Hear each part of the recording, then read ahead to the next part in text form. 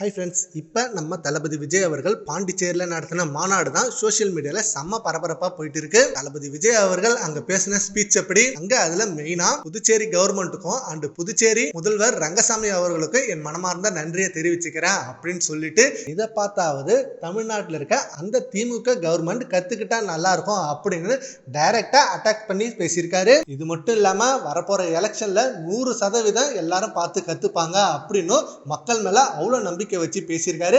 And அங்க தளபதி விஜய் அவர்கள் பேசினதை போன்ல பாண்டிச்சேரி முதல்வர் ரங்கசாமி அவர்கள் பார்த்துட்டு இருந்திருக்காரு. அண்ட் அந்த போட்டோ சோசியல் மீடியால செம்ம வைரலா போயிட்டு இருக்கு. கரூர் சம்பவத்துக்கு அப்புறம் அகைன் இப்படி ஒரு மிகப்பெரிய மாநாட காட்டிருக்காரு நம்ம விஜய் சார். தொண்டர்கள் இந்த ஒரு சம்பவத்துக்கு தான் செம்ம வெயிட் பண்ணிட்டு இருந்தாங்க. வெற்றி உறுதி அப்படின்றத கன்ஃபார்மா காட்டிருக்காரு விஜய் அவர்கள். தளபதி விஜய் மட்டும் இல்ல, அங்க புசி ஆனந்த் ஆல்சோ செம்மையான ஸ்பீச்சும் கொடுத்தாரு. விஜயை யாராலும் ஒன்றும் செய்ய முடியாது, தமிழக முதலமைச்சராக விஜய் பதவி ஏற்பார். இங்கு கூடியுள்ள கூட்டம் தலைவர் விஜய்க்காக வந்த கூட்டம்.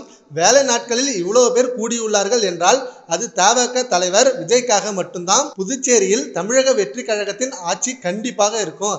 தமிழ்நாட்டின் முதலமைச்சராக 2026ஆம் ஆண்டு விஜய் வருவார் அப்படின்னு புசி ஆனந்த் இந்த வார்த்தையெல்லாம் சொல்றப்ப அங்க தொண்டர்கள் செம்மையா ஆர்ப்பரிச்சாங்க. சரி, ஓகே ஃப்ரெண்ட்ஸ், தளபதி விஜய் அவர்களோட இந்த ஸ்பீச்சை பத்தி உங்க ஒப்பீனியனை நம்ம கமெண்ட் பாக்ஸ்ல கமெண்ட் பண்ணுங்க. Thank you friends.